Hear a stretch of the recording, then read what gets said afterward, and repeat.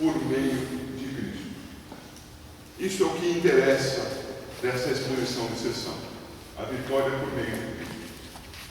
O confronto do filho varão contra o dragão. Vamos ver Apocalipse capítulo 12.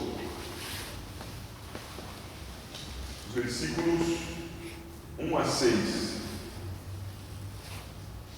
Viu-se grande sinal no céu, a saber, uma mulher vestida de sol, com uma lua debaixo dos pés e uma coroa de 12 estrelas na cabeça, que, achando-se grávida, grita com dores de parto, sofrendo tormentos para dar à luz.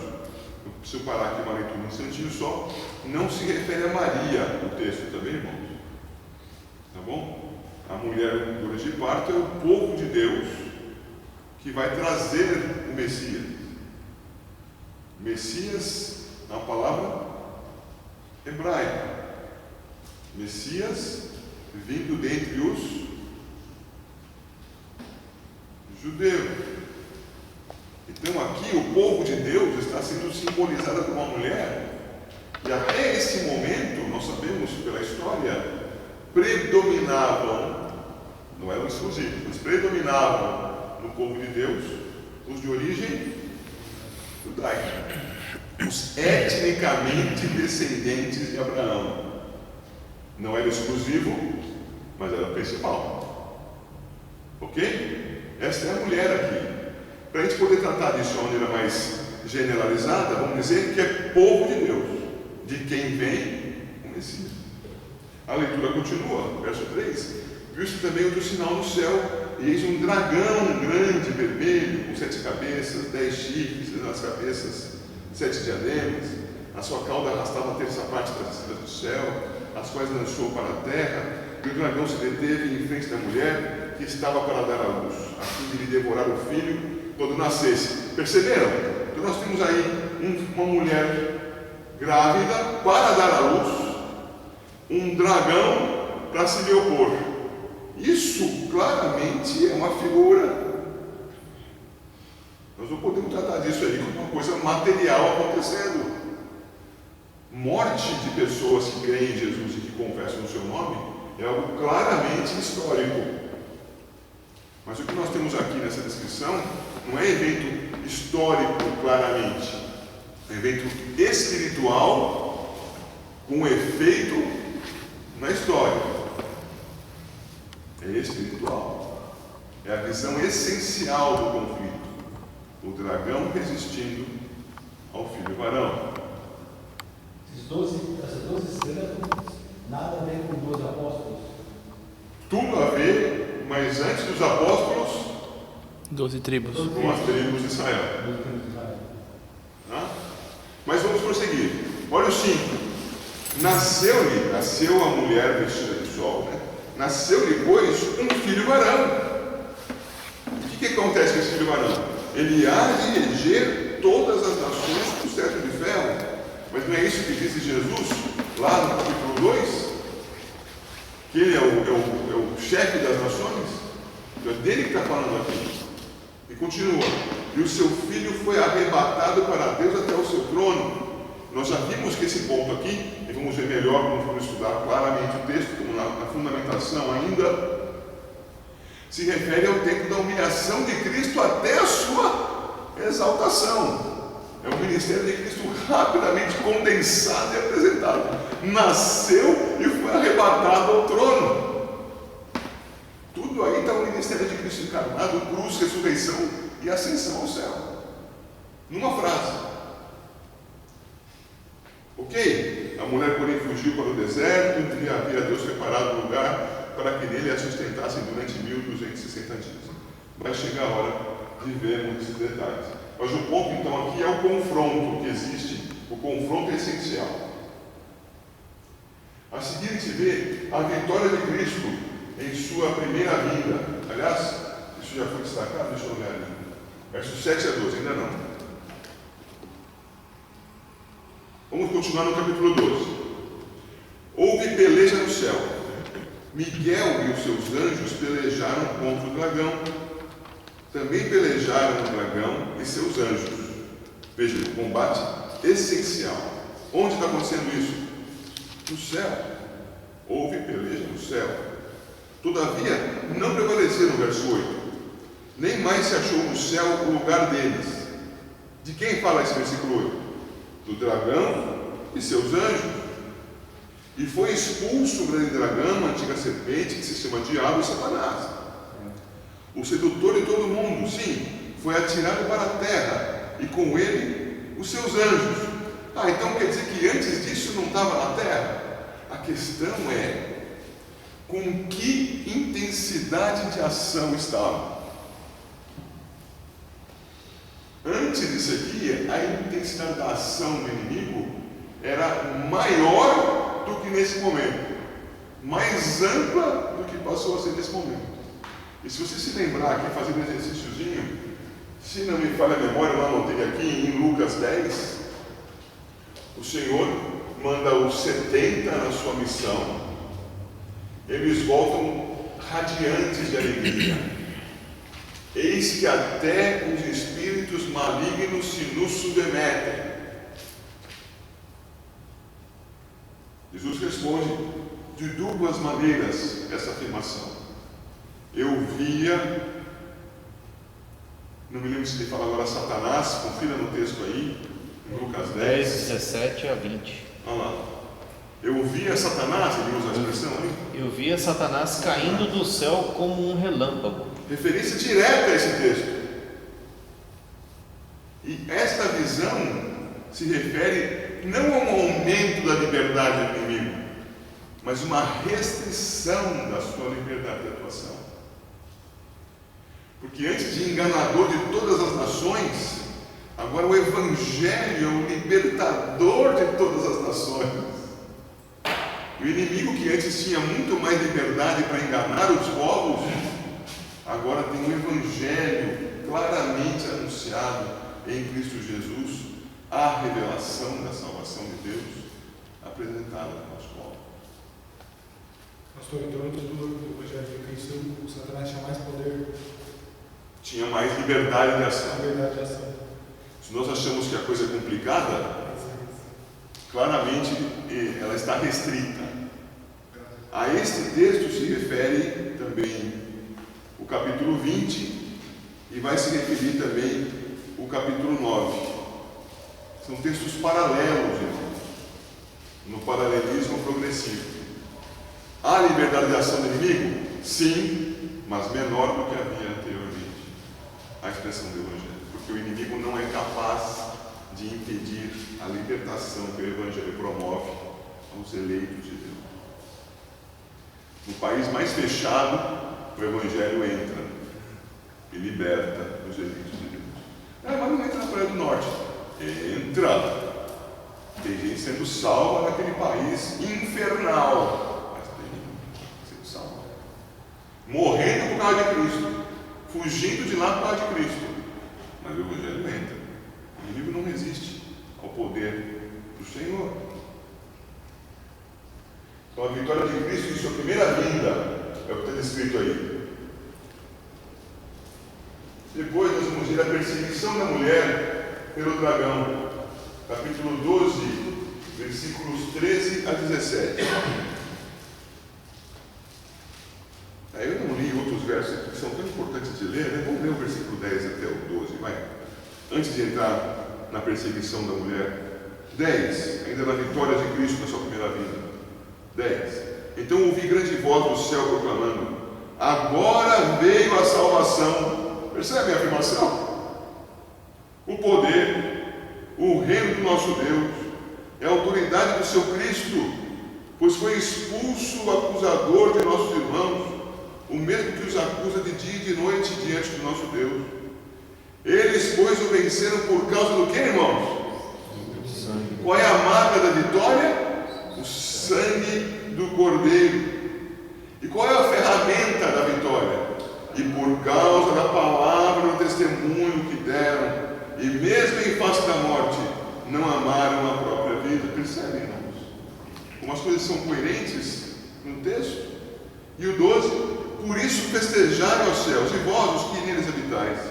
Ai da terra e do mar, pois o diabo desceu até vós, cheio de grande cólera, sabendo que pouco tempo lhe resta. Esse ponto aqui é aquele que vai ser discutido bastante quando formos ver ao lado deste, Apocalipse 20, versículo 3. Tá? Vai chegar um momento. O que nós estamos vendo aqui é a vitória de Cristo na sua primeira vinda. Não é isso que se vê lá em 1 Coríntios capítulo 15, quando é dito que ele venceu todo o inimigo, e o último inimigo que falta ser vencido não é o diabo, é a morte. E ele, Cristo Jesus, já ressurreto, já venceu a morte. A nossa morte será vencida na sua segunda vinda.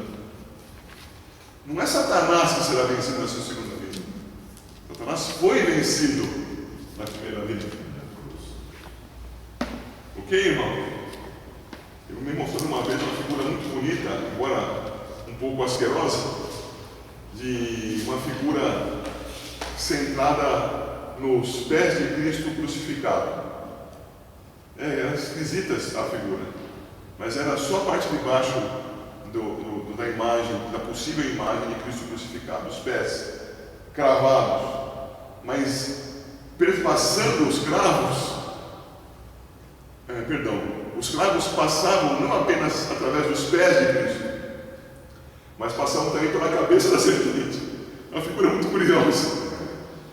Tem uma cruz, a cabeça da serpente junto à cruz, os pés de Cristo sobre a cabeça da serpente e o cravo passando através. Achei aquilo muito simbólico, muito positivo em sua expressão.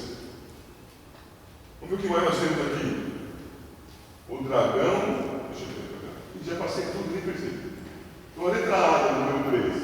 O dragão, as bestas do mar, a terra, os incrédulos, marcados pela besta e a Babilônia. Então, essas partes que nós vamos mencionar agora, que estão no capítulo 13, elas são a consumação no livro do que está escrito nos versículos 13 a 17 do capítulo 12. Cristo é vitorioso, mas na sua vitória há ainda perseguição para a igreja. 12, verso 13. Quando, pois, o dragão se viu atirado para a terra, perseguiu a mulher que dera à luz o filho varão. E foram dadas à mulher as duas asas da grande águia, para que voasse até o deserto, ao seu lugar, aí onde é sustentada durante um tempo, tempos e metade de um tempo, fora da vista da serpente. Então a serpente arrojou da sua boca, atrás da mulher, água como um rio, a fim de fazer com que ela fosse arrebatada pelo rio. A terra, porém, socorreu a mulher, e a terra abriu a boca e engoliu o rio que o dragão tinha arrojado da sua boca. E irou-se o dragão contra a mulher, e foi pelejar com os restantes da sua descendência, os que guardam os mandamentos de Deus e têm o testemunho de Jesus, e se pôs em pé sobre a areia do mar. Esta expressão aqui, então, é de perseguição. Essa perseguição já foi retratada anteriormente no capítulo 6. Está agora repetida aqui no capítulo 12 e vai ser mais detalhada nos capítulos 13 e 14. Ok? Então, a porção que fala do combate, da perseguição espiritual do inimigo contra a igreja. Então vemos a vitória de Cristo em sua segunda vinda. A vitória de Cristo na sua segunda vinda será contra cada um dos elementos que se levantaram contra o Senhor. Então, olha, o livro registra esta ordem de elementos se levantando contra o Senhor e a sua igreja. Levantou-se o dragão. Não é isso? No capítulo 13, a gente vê na primeira porção levantar-se a besta do mar. Depois, levantar-se a besta da terra. O contexto desse levantar-se dessas bestas e do dragão é o da cidade da corrupção. É o contexto da Babilônia. As quedas se dão no sentido inverso. Cai a Babilônia, caem as bestas, cai o dragão. A visão é paralela do livro, lembra disso? Então, enquanto João está vendo uma coisa acontecer, ele está vendo o levantar do dragão. Depois ele olha de novo e vê levantarem-se as bestas. Olha de novo, vê levantar-se a Babilônia. Continua no seu exame. Cai a Babilônia e as bestas. Continua no seu exame. Cai o dragão. Então as coisas estão acontecendo no ciclo do chamado milênio, no período entre a primeira e a segunda vinda de Cristo.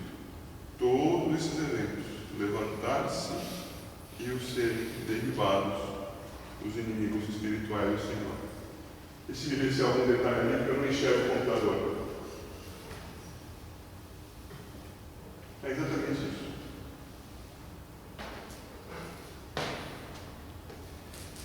Texto a texto, capítulo por capítulo. Então, olhando para as sessões, capítulos 12, 13 e 14 fazem a quarta sessão do livro. Capítulos 15 e 16, a quinta sessão do livro. Capítulos 17, 18 e 19, que mostram a queda das bestas e da Babilônia, a sexta sessão. E capítulos 20 a 22 mostram a derrota do dragão, capítulo 20, e a expressão do reino daquele que já reina. A expressão do reino de Cristo.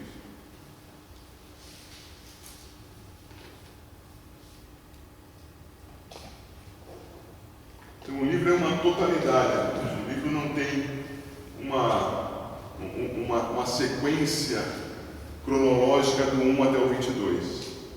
Ele tem explicações de partes dos seus detalhes em cada uma das suas sessões. Seria muito interessante se a gente conseguisse um dia um autor, um bom autor, que fizesse a escrita da revelação do Apocalipse, colocando cada trecho em paralelo, visto na sua simultaneidade.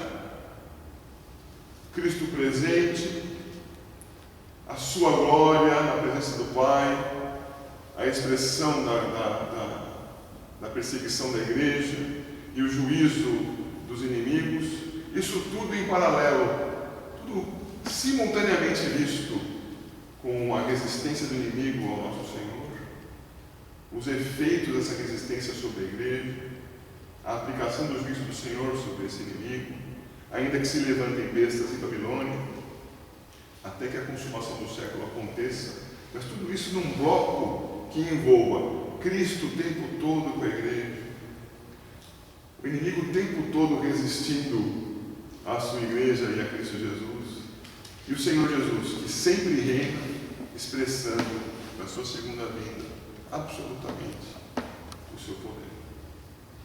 Eu espero que isso tenha ficado razoavelmente claro para os irmãos. Não há muito mais do que expor desse roteiro inicial. O livro, como um todo orgânico, tenta apresentar muito sucintamente as duas perguntas respondidas nessa segunda sessão. Então, por que a igreja é perseguida?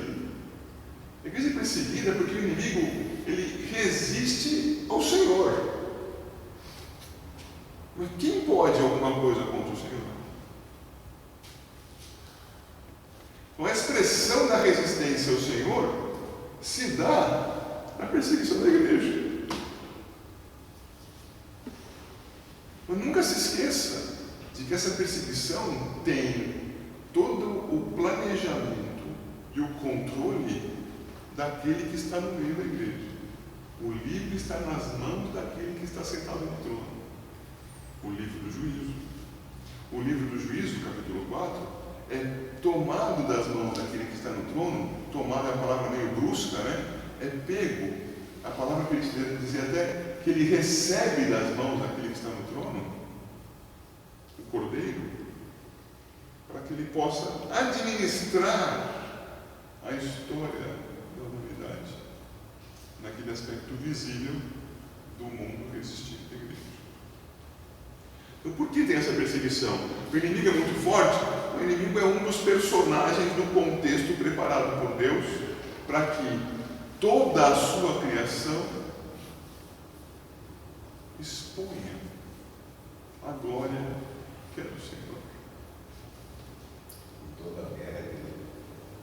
Ele é o Senhor.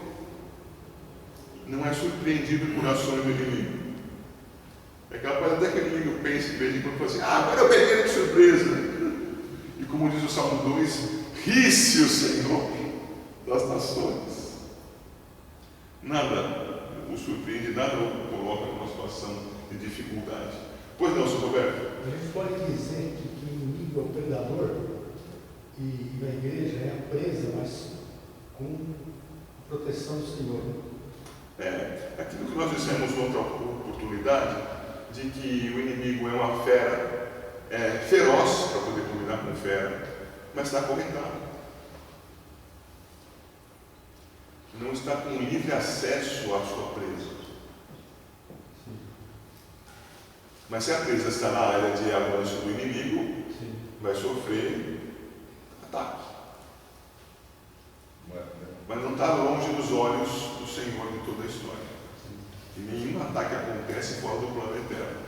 Nunca percamos essa segurança. Tá bem? Que quem reina não é o inimigo. Quem reina é o Senhor da história, o Criador, o nosso Redentor, em Cristo Jesus. Sim, Sr. Ezequiel. Moisés já falava lá para Faraó, a guerra tua não é comigo, Faraó. Já falava lá atrás. E isso se repetiu algumas vezes na história de Israel. Né? De quem é essa peleja? A peleja do Senhor. E ele mesmo falou para Josué também, a luta não é tua. Exatamente. Como vimos na semana passada, na escola dominical. Exatamente. Agora, tem uma segunda pergunta ali que é: o que acontecerá aos inimigos de Cristo? Eu vou precisar virar então para poder ler a citação do Hendrickson, na página 44.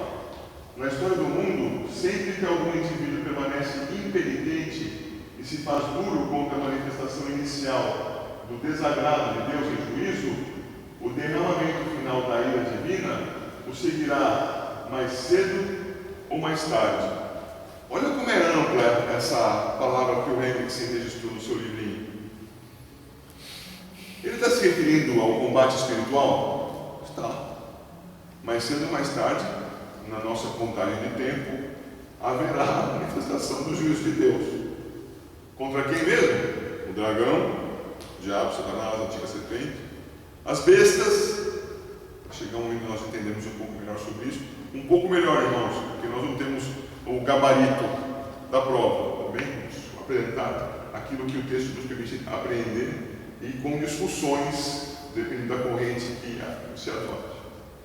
Mas também será vencida a Babilônia. O juízo de Deus vai se manifestar. Mas é aqui, na primeira parte do livro, capítulos 1 a 11, no ambiente em que nós percebemos o combate. Mais cedo ou mais tarde, o juízo de Deus se manifestará contra aqueles que resistem à igreja. Não precisa ser claramente o dragão, mas um dos seus servos. Não precisa ser claramente uma besta. Não precisa ser claramente a cidade babilônica, no seu contexto. Então percebam, por favor, vamos fazer algumas observações, talvez até aplicativas. Nós temos um encontro, se Deus quiser, aqui na próxima sexta-feira para assistir filmes aqui na igreja. O intuito de assistirmos os filmes é que nós, a partir deles, discutamos a vida cristã no mundo em que vivemos. Vendo alguma abordagem errada do filme, alguma abordagem correta do filme, o que a gente quer ver com aquilo lá? O que naquilo que estamos assistindo tem amparo da palavra de Deus? O que aquilo nos ensina para que nós possamos copiar, segundo a palavra de Deus, e o que nós devemos resistir. Ora, se o objetivo de um encontro como esse é a edificação da igreja, e houver resistência a esse tipo de trabalho, por qualquer motivo que seja, pode ser uma resistência bem sutil, do tipo, prefiro ficar em casa agora tomando uma limonada. Ninguém vai poder dizer com clareza assim, não, isso aí é contra o reino de Deus, embora seja. Por quê? Porque em vez de fazer aquilo que eu deveria fazer, que é buscar dos meus irmãos edificação para a minha vida, eu prefiro encostar aqui e deixar a vida continuar me levando. Mas pode ser uma coisa muito mais radical, muito mais forte.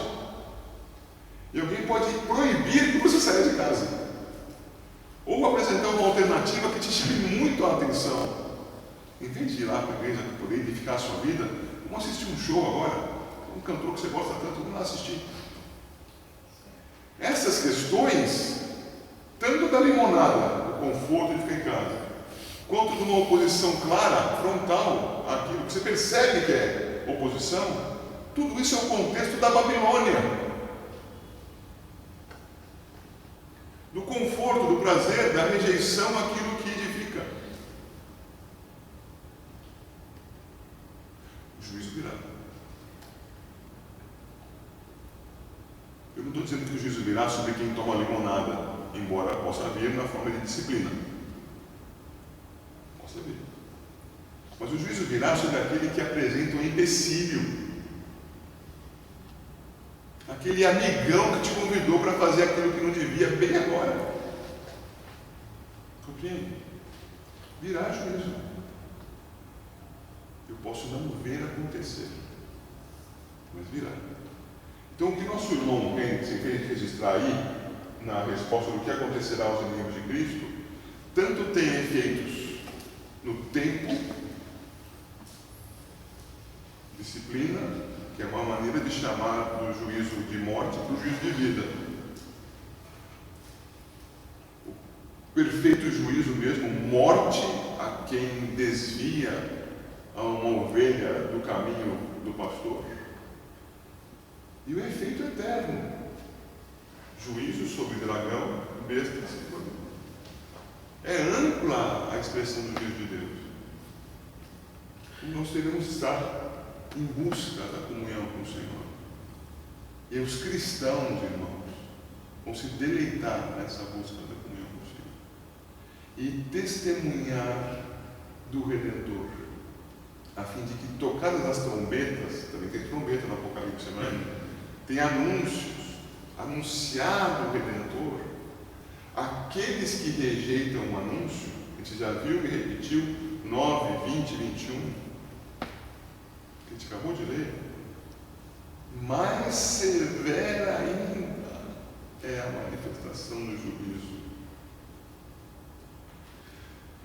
Infelizmente veio só agora à mente, eu não me lembro exatamente a referência, me ocorre aqui Mateus capítulo 11 ou capítulo 12, acho que 11, do Senhor apresentando o juízo contra Corazim, e, se não me engano, Betsaida. Se em Tiro e Sidom tivessem sido feitos os sinais que foram feitos em ti, há muito que teriam se arrependido. 11:21. De Mateus? Mateus 11:21. Ai de Corazim, ai de Betsaida, porque se em Tiro e Sidom se tivessem operado os milagres que em vós se fizeram, há muito que elas se teriam arrependido ao confessar que sim. Tem mais um versículo depois.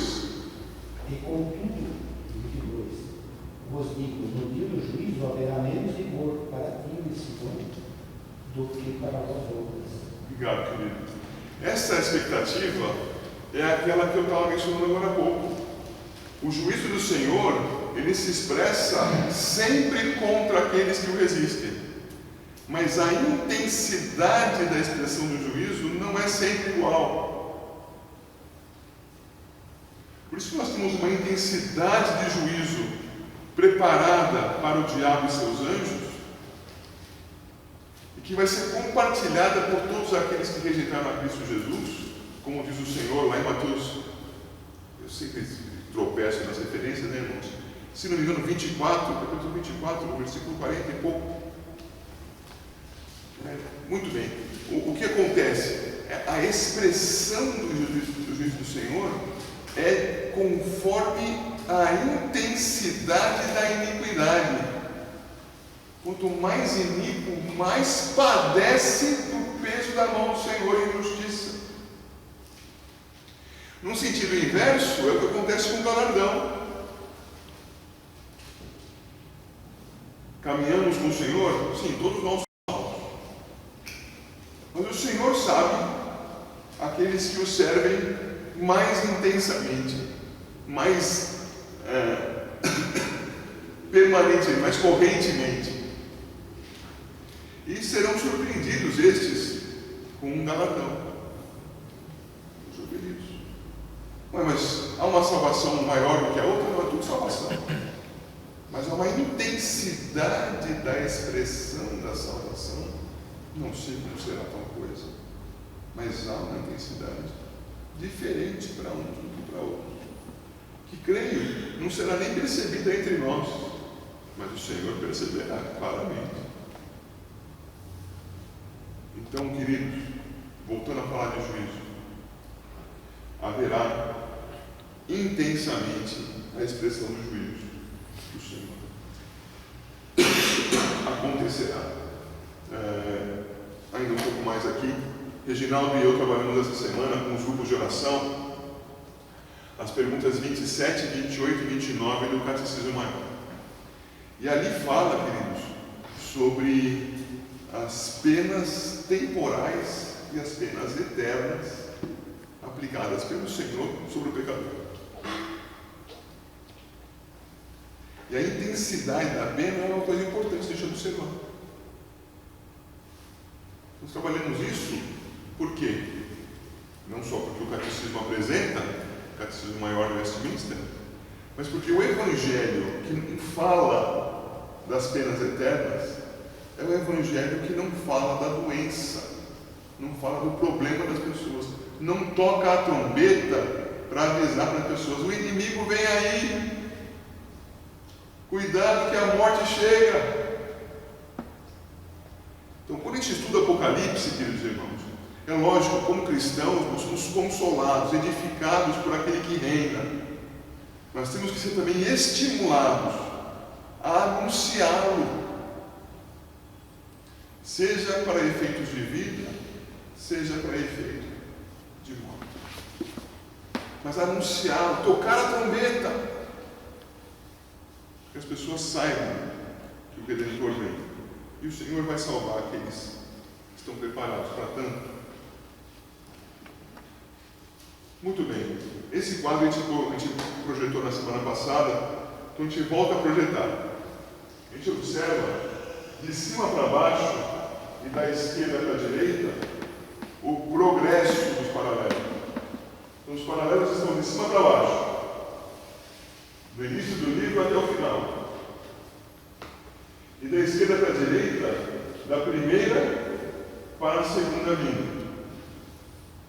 E todo o conteúdo no meio do nosso gráfico são os registros de Apocalipse de 1 a 22, apontando desde a primeira vinda até a sua segunda vinda, toda a história da humanidade, com atenção especial para o confronto igreja-mundo, superficial, e dragão-Cristo, conflito essencial. Tudo bem? Próximo slide mostra vários e vários textos que apontam para a coerência dessa visão do Apocalipse com o restante das Escrituras. Vamos olhar para eles um a um? Vamos lá? Então, em Mateus 28, 18 a 20, nós temos referência a presença de Cristo no meio da igreja. Vamos dar uma olhadinha?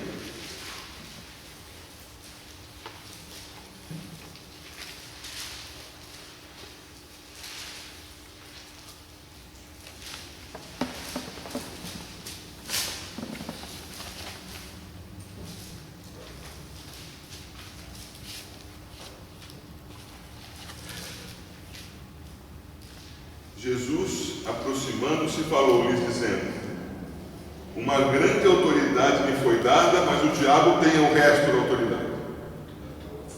Não é o que está escrito aí?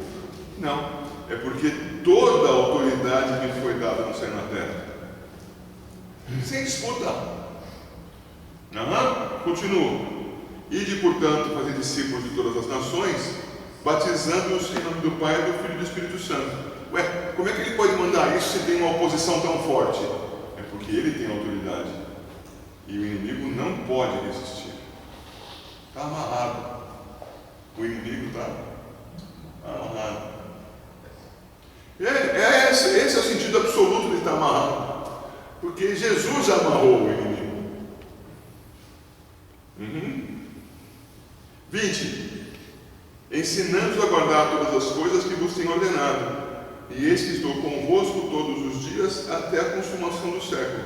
Cristo andando entre os candeeiros. Presente. Consumação do século é a segunda vinda? Segunda vinda. Os capítulos 4 a 7 tem uma expressão em João 16:33. Vamos lá olhar? João 16:33.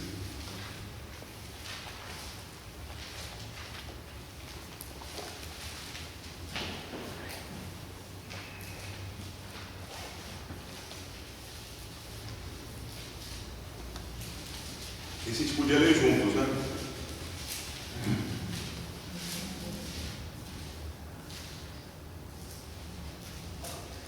Acharam? Vamos ler juntos?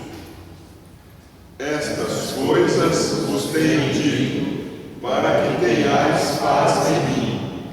No mundo passais por aflições, mas tende bom ânimo, eu venci o mundo. Não é a sessão dos capítulos 4 a 7? Depois, Lucas 18, versos 7 e 8.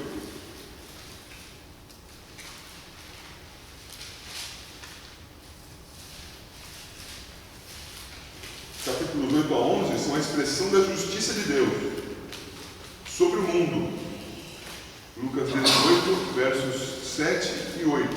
O contexto imediato é a da parábola do juiz iníquo, em que a senhora vai lá e insistentemente a viúva bate à porta do juiz pedindo justiça. E o juiz iníquo acaba fazendo justiça, para não ser mais incomodado pela viúva. E aí então vem o verso 7 e verso 8, olha lá. Não fará Deus justiça aos seus escolhidos, que a Ele clamam dia e noite, embora pareça demorado em defendê-los? Digo-vos que depressa lhes fará justiça. Contudo, quando vier o Filho do Homem, achará porventura fé na terra? Mais uma vez, então, que o juízo de Deus sobre o incrédulo virá. Mas há uma palavra de exortação aqui no final, né? E ao ouvir essa justiça de Deus, vai encontrar cristãos aqui? Sim, certamente vai encontrar. Essa é uma palavra de exortação, não é de dúvida. Cristo sabe que vai encontrar seus eleitos na terra nessa hora. Mas ele está exortando a firmeza. E firmeza em que sentido aqui no contexto da parábola? Se você olhar lá no texto, no capítulo 8, e também, se não me falha a memória, no capítulo 5, são apresentadas a Deus taças de incenso, que são as orações dos santos, as nossas.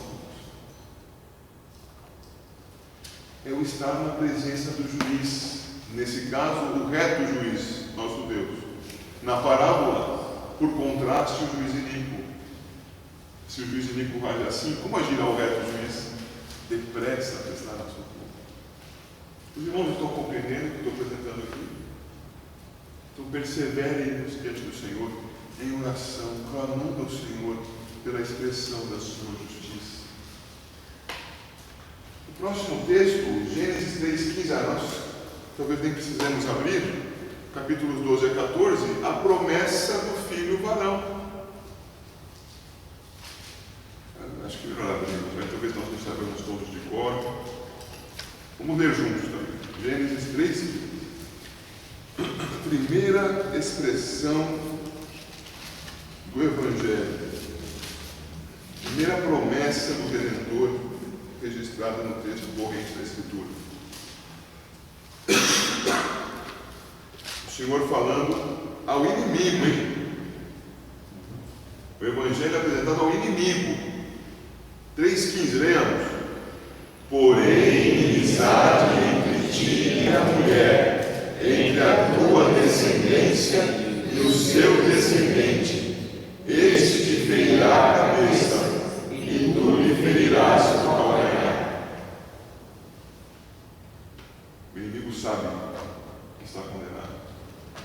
Depois, capítulos 15 e 16, Romanos capítulo 2, verso 5. Vamos lá, meus irmãos.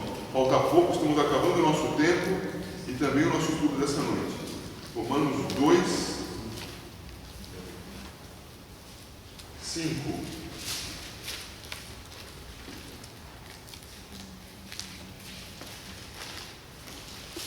O contexto, meus irmãos,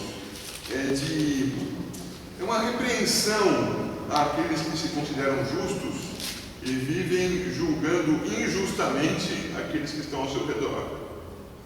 Então vem o versículo 5. Vamos ler juntos também?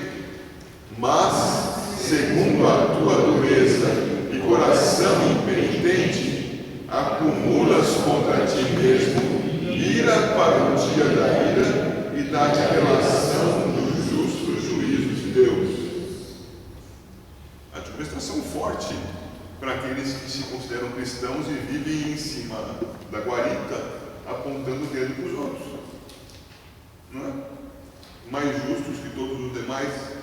É por isso que o capítulo 2 começa com a expressão: portanto, és indesculpável. O Senhor vai manifestar o seu juízo intensamente. Depois, 1 de João, capítulo 2, verso 17, que aponta para os capítulos 17 a 19 do Apocalipse. 1 de João, capítulo 2, verso 17.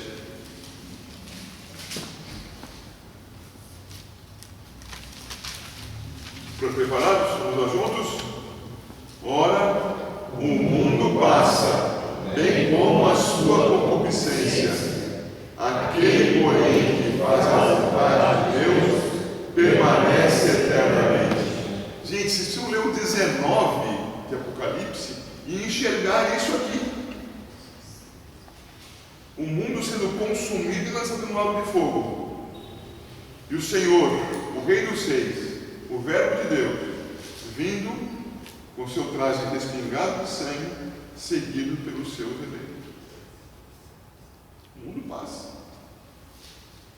mas a vontade de Deus permanece. E por fim, Romanos 8, 37, que é o que dá título ao livro do nosso irmão Hendrickson. Romanos 8, 37, que é um texto-chave para nós memorizarmos. Romanos 8, 37.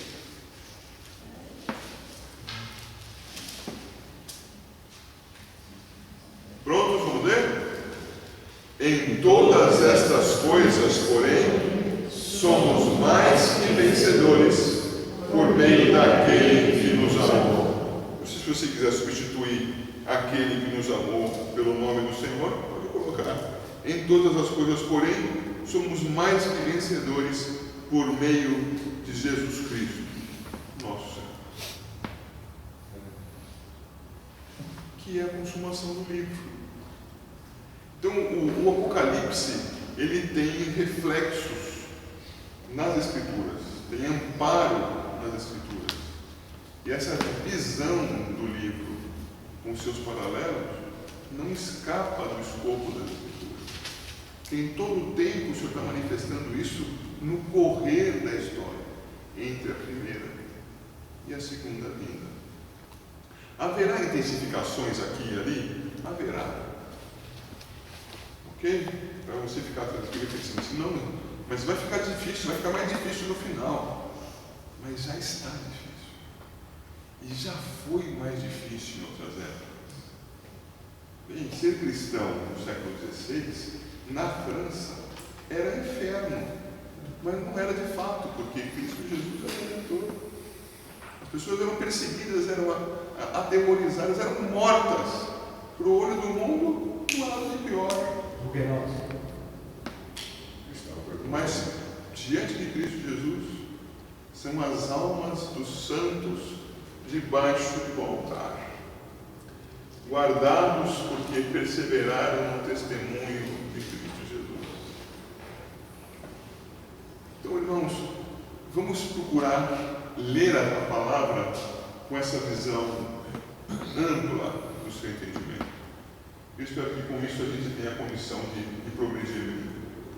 Deus permitir, na próxima semana, nós vamos ver o ponto que está aí a seguir, o ensino progressivo e também o ponto 6, sobre o simbolismo do livro. Vou tentar apresentar esses dois pontos no nosso próximo encontro, ainda nesse preparo para a interpretação. Eu espero que seja proveitoso para os irmãos que vierem até aqui. Há alguma colocação, alguma pergunta a fazer? Alguma discórdia? Alguma questão para me constranger? Fica à vontade, pode ficar à vontade.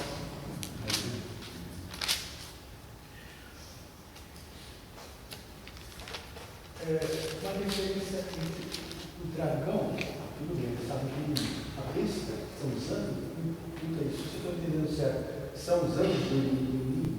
São os seus representantes. Vamos ficar por aqui por enquanto. Os seus representantes são aqueles que agem em nome da besta. Em nome do dragão. Bem, e que há várias interpretações possíveis e que não se pode afirmar contra pessoas e coisas. Tá bem? Eu adiro mais à perspectiva das circunstâncias, dos ambientes, dos sistemas de agressão à vida do cristão. Seja a percepção da agressão religiosa, da agressão intelectual, da agressão social, esferas de agressão do inimigo contra a igreja. Agressão espiritual em última instância, mas que pegam setores da vida humana. Tudo no vermelho do que o Senhor permite, né? A palavra permite pode ser usada, tá bom? Eu prefiro dizer administra, porque como soberano que ele é, nada acontece sem que ele tenha planejado. Né? Então não é alguém vindo pedir para ele, olha, pode ser assim, e ele fala, tá bom, pode. Uma permissão nesse sentido. E sim uma condução da história sob o seu plano, por agentes secundários, como a gente estuda na nossa confissão de fé. Ele como causa primária, nosso Deus, todos os demais como causas secundárias das ações em geral. O senhor lembrou disso? Lembra disso? Mas um homem como esse ditador aí da Coreia do Norte, um homem como Hitler, eu posso entender como uma ferramenta do diabo? Posso, né? Sim, pode entender. Também são instrumentos, são representantes do inimigo. Mas nem mesmo o inimigo age à revelia do soberano Senhor. Sempre tenham em mente, queridos irmãos, que a razão de ser da história não é o momento que você está olhando. A razão de ser da história é o seu todo apontando para o único Deus. Então, os pontos isolados podem trazer confusão à nossa interpretação. Então, esse momento tão ruim, tão atroz, tão maldoso, não pode ser glorioso ao Senhor. É ruim demais, mas a história não é observada por pontos, é observada no seu todo. E aquele ponto contribui para o próximo elemento da história. E todos eles juntos compõem algo que seja glorioso ao Senhor. Não podemos nos ater a pontos, e sim a linha. Então, sobre esse assunto da Segunda Guerra, no contexto geral da história, que a gente tem a capacidade de enxergar o que Deus nos deixou de proveitoso, que Ele permitiu que houvesse. Então, a gente tem a capacidade de enxergar qual, dentro do plano de Deus, que houve de proveitoso assim. Então, essa perspectiva que o senhor apresenta ao me perguntar mostra ainda a ideia de que o homem e a humanidade estão no centro da história. E o proveito não é da humanidade, é o que a história como um todo aponta para a glória de Deus. A humanidade pode não ter tirado qualquer proveito daquilo. E nem precisaria tirar, porque ela não é o centro da história. Pode tirar pela graça de Deus? Claro que pode. Então, lhe digo alguns exemplos. Toda a medicina progride mais nos períodos de guerra. Mas que coisa horrorosa, eu estou dizendo só de um exemplo na história do homem. Mas olhar para isso isoladamente vai nos colocar no centro. Nós perdemos tanto, como isso pode ter sido bom? Não olhe, ou pelo menos não procure a vantagem humana na maldade, na grosseria, na estupidez da humanidade. Pense sempre que o conjunto da obra toda expressa o quê? Que o mundo traz aflições, mas que em Cristo Jesus o mundo está vencido. A gente pode estar animado. Tudo isso resultará na expressão da glória de Deus. Esse é o ponto. Deus no centro. Loucura dos incrédulos. Sim. Eu teria duas perguntas para fazer. Será que nós temos tempo? São 9h10. Podemos ouvir as perguntas do Everton? A primeira, em relação ao início do estudo, o início a partir do momento que eu cheguei, né? Quando nós estávamos estudando o Apocalipse, capítulo 12, a partir do versículo 7 em diante, que é a peleja no céu. Aí nós comentamos a respeito da alimentação de Satanás a partir desse momento, né? Então, o poder de Satanás foi restringido só no mundo. A gente pode inferir que antes desse momento o poder de Satanás limitava por completo a salvação? Não, nunca por completo. No sentido nosso, assim, visível nosso, perceptível humano. Eu vou reformular. A gente pode inferir que então, por isso que a salvação estava restrita ao povo judeu? Nunca esteve restrita ao povo judeu. A salvação era mais difícil na época. Os príncipes das nações e as próprias nações estavam voluntariamente submissos ao inimigo, desejando por isso até. Lá no fundo do coração, sabendo que alguma coisa estava errada, mas expressando isso com certa alegria até. Então a gente vai ver a agressão do inimigo contra o povo de Deus de maneira intensa e feroz. Então dizima a parte do norte de Israel, porque ela se desviou pela idolatria. Então o dizimar pela Síria não foi toda a maldade do inimigo contra ele? Não, a maldade começou antes, pela incutida idolatria. Então a maldade do inimigo tinha uma permeabilidade maior no meio das nações, de modo até a acanhar os únicos representantes conscientes do Senhor, que eram os descendentes étnicos de Abraão. Sim, é verdade. Mas todo aquele que ouvisse o Evangelho e fosse chamado pelo Senhor, creria, mesmo não sendo judeu. O que aconteceu? Nas escrituras do Antigo Testamento existem passagens explícitas a respeito. Talvez, então, a questão de limitação de territorial. Não é territorial, a limitação é no seu poder de penetração. Não era necessário que o gentil... Uma vez vencido o inimigo na cruz, agora o Evangelho, com começo, meio e fim, com clareza e expressão manifesta no Redentor Jesus encarnado, se torna irresistível na sua expressão histórica. Historicamente, não é espaço, é tempo. Historicamente, a limitação do inimigo quanto à sua resistência ao Evangelho. Entendi. E a segunda pergunta?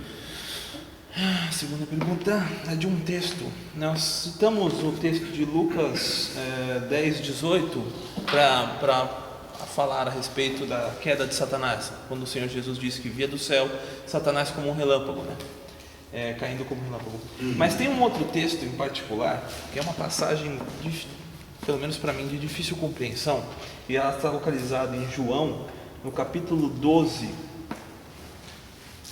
a partir do versículo 20, para entendimento do contexto, muito embora tendo feito a leitura a partir do versículo 20 até a conclusão da passagem no 36, se a gente passar o olho, meio que fica confuso a situação.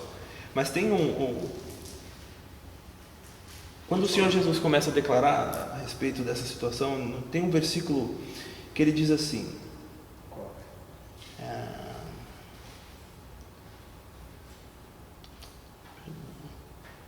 a multidão estava ali, outro dia foi um anjo, explicou Jesus: não foi por mim que veio esta voz, chegou o momento de ser julgado este mundo. Aqui, versículo 31. Chegou o momento de ser julgado este mundo, e agora o seu príncipe será expulso. Traz luz a essa passagem também? Sim, é a compreensão do significado de expulso, expulso da condição de dominador, da amplidão do seu domínio. Eu também não me lembro da referência agora, perdoe-me, meus irmãos. Memória muito ruinzinha mesmo. Mas o Senhor disse que ninguém pode entrar na casa do valente sem antes amarrá-lo. O próprio Senhor disse. Compreende? Então, há um mais valente.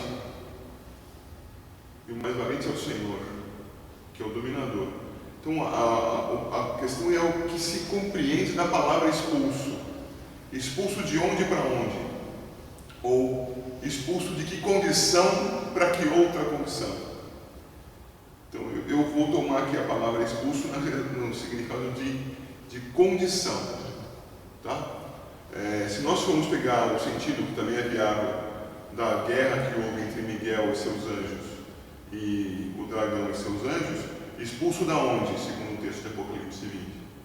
No texto de Apocalipse 12, a partir do verso 13, expulso dos céus. Sim. Tá? Da abrangência do exercício do seu poder. Então essas duas condições acabam se misturando, seja na abrangência do exercício, seja do local onde estava. Expulsão do céu, expulsão da sua condição de maior liberdade de ação.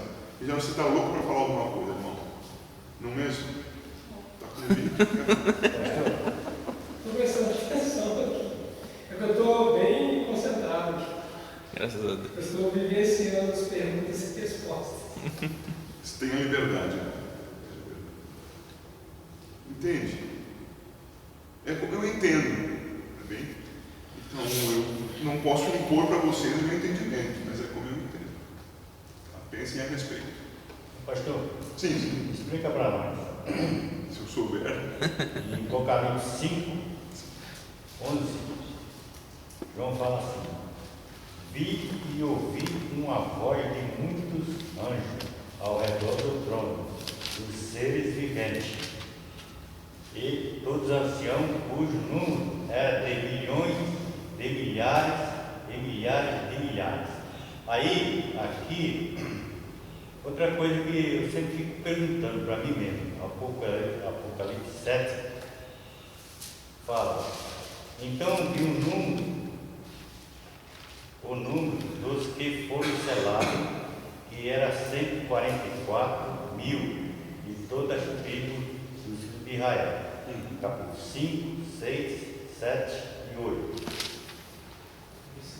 Agora veja o 9, capítulo 7, verso 9. 9.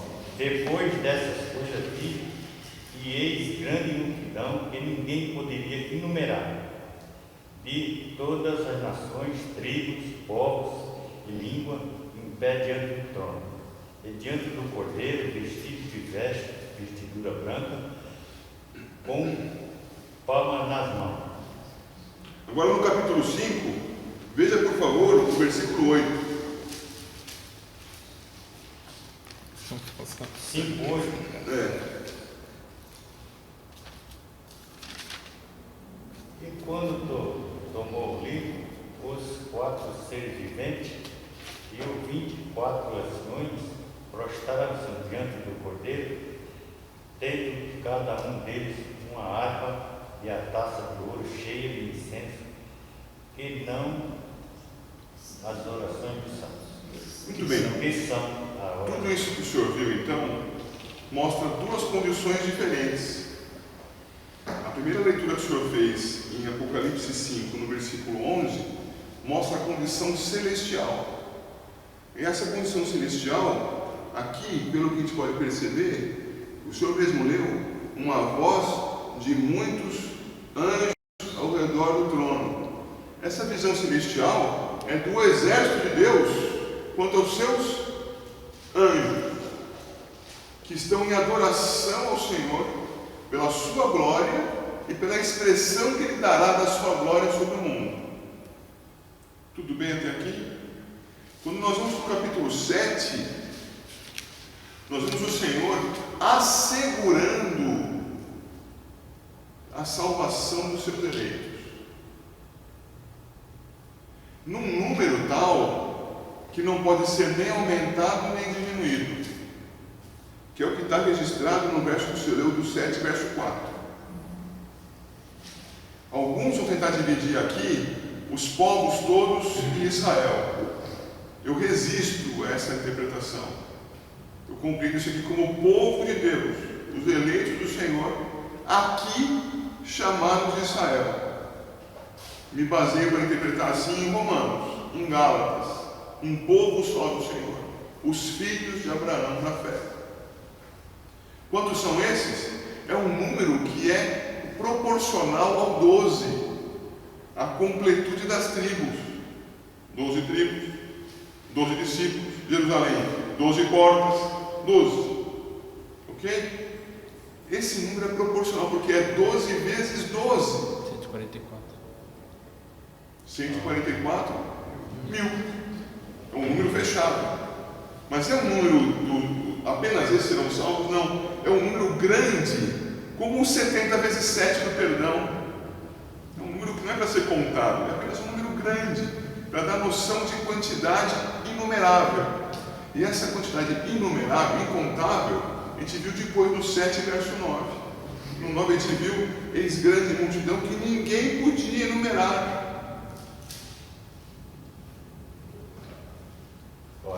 Percebe? Mas são circunstâncias diferentes. Uma é nos céus, os anjos. Outra é dos salvos, os que o Senhor preparou para guardá-los na tribulação. A tribulação que nós vivemos já, que pode ser mais severa agora, menos severa, mas é a tribulação. É o período entre as duas vindas de Cristo. Ficou um pouco mais claro? Ficou. Agora entendi. Seria um número figurativo, né? Representativo, assim, né? Completamente figurado. Como nós mencionamos, os 7 Espíritos de Deus. Então não é uma trindade, é uma nonidade. Nós temos, são 7 Espíritos, mais o Filho, mais o Pai. Não. É o Pai, o Filho e o Espírito Santo. O Espírito é completo. Não há o que acrescentar, ele é absoluto. E o 7 o representa. Essa numerologia esquisita mas a gente não tem que se apegar a ela estritamente, tentar entender o que elas apontam. Mas sempre o 7 representando a perfeição. É o Completo. completo. Porque o senhor pode encontrar talvez um inimigo com um 7 preso nele. Sim. Então ele vai ser perfeito? Ele vai ser completo naquilo que ele foi feito. Certo. Ele é a maldade completa. Ok? Adequada para o seu fim. Sim. Tá bem? Já os cansamos muito, vamos encerrar. Vamos dar graças a Deus. Presbítero Ezequiel, ora conosco. Senhor Jesus bendito, mais uma vez aqui estamos para te agradecer em primeiro lugar, Senhor. Tua palavra, Pai, é penetrante, faz com que nosso coração, Senhor, se delicia com as tuas verdades, Pai. Quantas coisas ainda indaga, mas sabendo, Senhor, que o Senhor é presente e tem tido misericórdia de cada um de nós, porque temos alegria de ouvir a tua palavra, Senhor. Temos alegria, Pai, de sustentar nossa fé. Um pedido lhe faço, Senhor, permita que quando nós estivermos vindo aqui, Pai, estejamos com o cajado da verdade, pedindo a Ti que vigie a porta da nossa boca, do nosso lado, Senhor, para sermos sinceros e vivermos aquilo que pregamos, Senhor, e testemunhamos de Ti. Obrigado, Pai, pela Tua misericórdia santa a cada um de nós. Obrigado pelo meu pastor, que tem nos trazido esse estudo certo, Pai, que o Senhor tem iluminado sua mente, para que nos traz coisas tão profundas, Senhor, muitas das quais nunca tinha ouvido ou interpretado. E sei que o Senhor sabe que ficamos assim, Senhor, parando, porque jamais vamos atingir a sabedoria que é tua, porque o Senhor é Deus. Mas sabemos, Senhor, que o Senhor tem tido misericórdia de cada um de nós e tem nos dirigido e ouvido nossas orações. E atenda-nos, Senhor, conforme o teu santo, bendito e eterno querido, nossas petições, e nos perdoe, Pai, daquilo que errarmos, porque somos limitados nesta carne, mas um dia veremos estar na tua presença em perfeição para todos sempre. Amém. Assim nós oramos agradecidos, Senhor Jesus, te implorando, perdoe nossos pecados, dirige nossa vida, nos o fazemos e pedindo no teu nome e nos teus méritos infinitos, Santo Salvador Jesus. Amém. Amém. Graças e paz, Senhor Deus, meus irmãos. Até sexta-feira, se Deus quiser.